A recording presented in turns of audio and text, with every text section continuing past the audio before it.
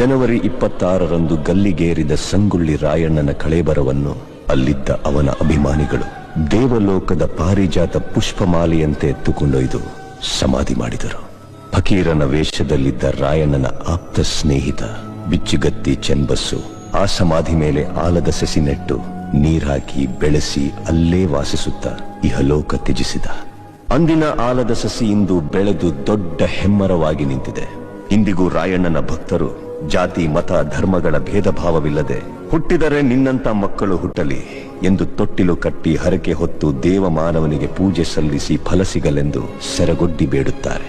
ರಾಷ್ಟ್ರಪ್ರೇಮಿ ಸಂಗೊಳ್ಳಿ ರಾಯಣ್ಣ ಮರಣವಾದ ಸುಮಾರು 116 ವರ್ಷಗಳ ನಂತರ ರಾಯಣ್ಣನ ನುಡಿಯಂತೆ ನಟ್ಟ ನಡು ರಾತ್ರಿಯಲ್ಲಿ ದೇಶ ಬಿಟ್ಟು ಹೋಗುವ ಪ್ರಸಂಗ ಬ್ರಿಟಿಷರಿಗೆ ಬಂದೊದಗಿತು.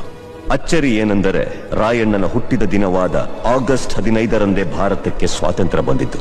ಗಲ್ಲಿಗೇರಿದ ದಿನವಾದ ಜನವರಿ 26ರಂದೇ ಭಾರತ ಗಣರಾಜ್ಯವಾಗಿದ್ದು. ದೇಶಪ್ರೇಮ, ಸ್ವಾಮಿ ನಿಷ್ಠೆ, ತ್ಯಾಗ ಬಲಿದಾನಗಳ ಪ್ರತೀಕ ರಾಯಣ್ಣ, ಕ್ರಾಂತಿವೀರ ಸಂಗೊಳ್ಳಿ ರಾಯಣ್ಣ.